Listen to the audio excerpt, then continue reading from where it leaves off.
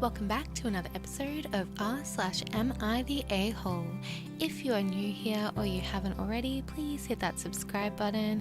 Titles are on the screen and I'll just get into it with Will I be the a-hole if I didn't go to my brother's wedding because he wants me to act straight?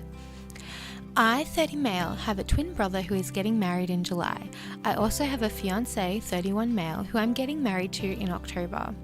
The family of my brother's future wife is of a different culture and religion, and they come from a country where homosexuality is illegal.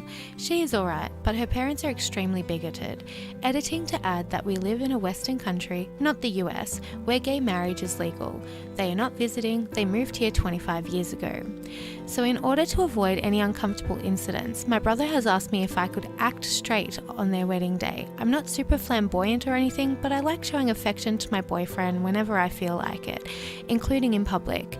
Since I'm the best man, I'd be in the spotlight a lot and they would probably notice it.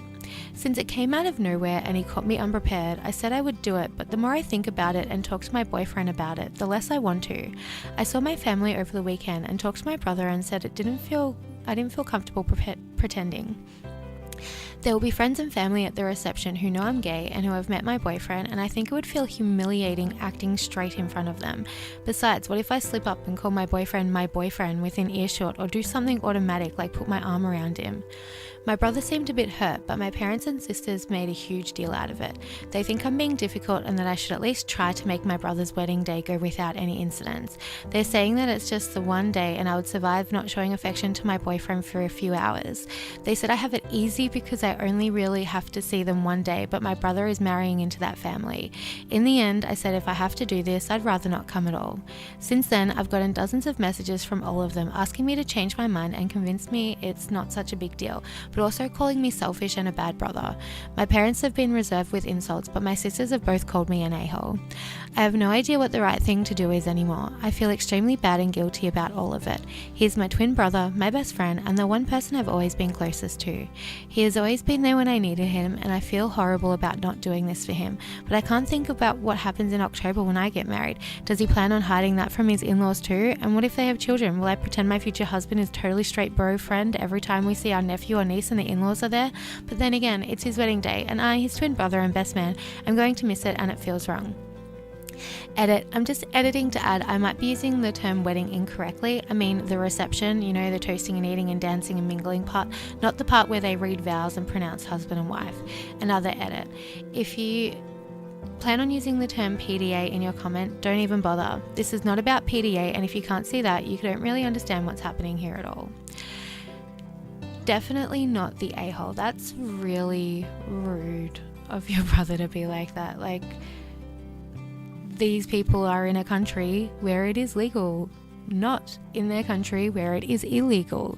Why aren't you asking the family to not cause incident? And, it's not like you're asking like the other people not to show affection too. Like, sorry, if he can't show affection, why can they? Like, they should have to. Like, have it a no public display of affection wedding if you're going to stop one person do it. And I probably wouldn't want to go either if that was me. I feel sorry for this guy. Next one is, am I the a-hole for explaining to a 16-year-old how babies are made? So basically, I go to a private Catholic school in the Midwestern United States, so you could guess it to be a pretty conservative environment. I'm a senior, and I walked up to one of my freshman friends to hear her talking to her sophomore friend about how she's sexually active. Sophomore friend had a look of confusion on her face, so we became curious and approached the conversation. This is when the freshman said something about a condom, and the sophomore said, "Wait, what's a condom?"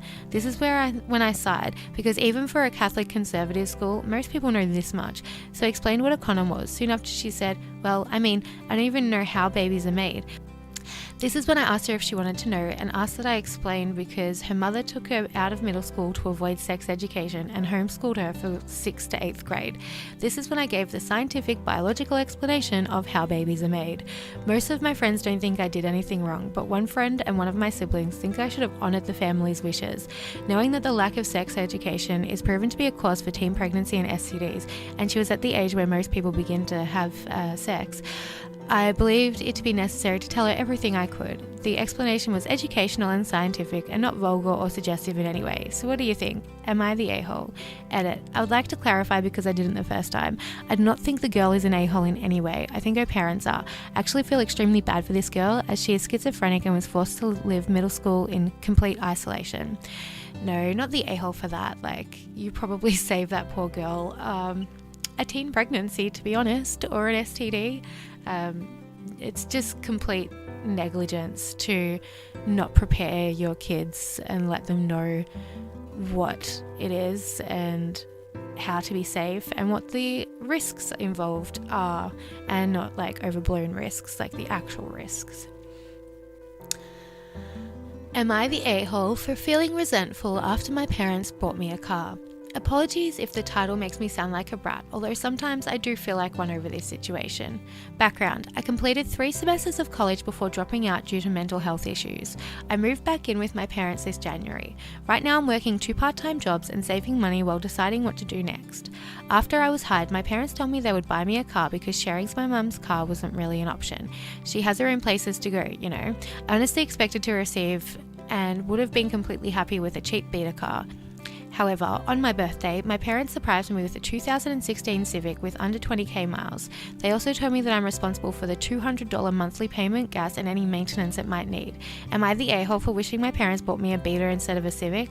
I'm still incredibly thankful that my parents bought me such a nice car and that they're paying for the insurance. However, I'm not particularly thrilled about being stuck with the monthly payment for 5 more years. If I had known that they'd buy me such a nice gift with strings attached, I would have asked them to get me a beater instead. No, I don't think you're the a-hole for that. I mean, they're kind of a-holes for giving you something that you then have to pay more money to have. I think most people would prefer just like a cheap $500 car instead of like a decent car that they're then paying $200 a month on. That is a lot of money. Am I the a-hole for not allowing my daughter to go on a family trip with her dad and stepmother? My ex and I divorced when my daughter was 3. He remarried a few years later. He had full custody of my daughter for a couple of years due to some issues of my own, until I was able to care for her again. My daughter is now 13. She's a lot like her father and they have grown very close. I didn't expect her to have a good relationship with her stepmother though. I have reason to believe she's been brainwashing my daughter and into thinking I'm a bad parent. My daughter avoids spending time with me and shares and does everything with her stepmom. I tried telling my ex, but he doesn't do anything about it. They are planning a family trip. They have 2 other kids this summer to Hawaii, and they've been wanting my daughter to come along. I will essentially not see her for a month. I told her she couldn't go. That did not go very well. She cried and refuses to talk to me now. I feel kind of bad, but this is a chance for her and I to connect. Am I the a-hole? Edit. I'm going to let my daughter go on vacation with her dad and stepmom. I'm also going to change my way of parenting and do better. Well, that's good because, wow, yeah, there's no wonder your daughter doesn't want a close relationship if you resent her step-parent. Like, obviously, most sane people would want their child to have a good relationship with their step-parent because they're someone that's going to be in your child's life for quite a long time. And it's better that, you know, your child has good relationships with all the adults in their lives as opposed to bad relationships. And the fact that you were expecting her to have a bad relationship with it means that maybe you were planting the seeds of that in your daughter and she's resenting that. I hope that you can become a better parent and support your daughter more so that way you can become closer. But yeah, you were definitely the a-hole in that one. And the last one for today is, am I the a-hole for kicking out my 15-year-old daughter for getting pregnant? My daughter, who we'll call Lucy, has been having behavioural problems since her mum and I divorced when she was 7. The divorce was really hard on Lucy, but what made it even worse is that her mum took a job overseas soon after. Now Lucy sees her mum like once a year and talks to her on the phone maybe once every few months. Adding on to this, I got remarried when she was 10. At first Lucy was excited to have a new mum, but my wife and I had kids and it pushed her acting out to the extreme. Instead of just talking back, she was smoking weed, skipping class, and just hanging out in the bathroom, dating high school guys when she was in middle school, etc. She has been to therapy and on medication, and she has definitely mellowed down, but she can still be extremely difficult to deal with. A few days ago, Lucy sat my wife and I down and told us that she was pregnant and she was having her baby, and she had been hiding the pregnancy for months, thinking if she could hide it for 16 weeks, we couldn't make her get an abortion. This is false information. Our state still allows her to get an abortion at this point in time. She basically told us she is keeping and raising the baby and that the father won't be involved. I was livid. I told her either abort or put the baby up for adoption. Lucy refused and asked me to support her through this. She said she wanted to own up to her mistake, not just abandon her child. I know Lucy, she is barely responsible for herself, much less another life. She has implied she expects my wife, who is a full-time mum, to parent her kids so she can continue to enjoy her own. Maybe if my 2 kids were older, it'd be easier, but I don't think it's fair to add this responsibility to my wife, who has 2 toddlers to worry about. I'm disappointed in Lucy for lying and not thinking this through. I've tried to be on her side because of all she's been through, but I think she's going to never learn her lesson and continue to make a mess of her life. I think the best option might be to kick her out and give her a taste of reality so she can get a taste of reality. Would this make me an a-hole? Oh my god, yes it would. She is your child, carrying your grandchild. You should be helping her fix her mistakes and learn from them and support her. Like, she's a child, and you yourself say she's not can't be responsible for herself, let alone another child. What do you think's going to happen when you put her out on the streets? All right, it's going to end in death. Like, that is almost guaranteed. People like this give me a lot of appreciation for my parents, who, when I was a teenager, told me that basically if I was to get pregnant, I would not be able to give it up for adoption, because if I chose to keep the child, they would do whatever they could to help me and support me and help me raise my child if I was to fall pregnant and not be able to support myself or my child. This never happened because I did not fall pregnant as a teenager, but it was, good to know that if anything did happen, I could go to my parents and that they wouldn't kick me out. They would be supportive and they would help me, learn from my mistakes and become a better person, which is your job as the parent.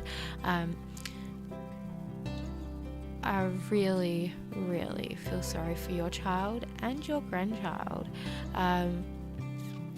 You're worse than an a-hole.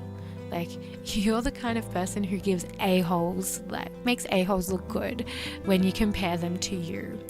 I could probably go on forever and rant about how much of an a-hole this guy is. So I'll probably leave it there. If you like this video, please hit that like button and hit subscribe if you haven't already. Let me know what you think in the comments, if you agree, disagree, why not, and all that. And also suggestions of other Reddits you want me to cover that's, not being covered by 50 million other people. And I'll see you in the next one.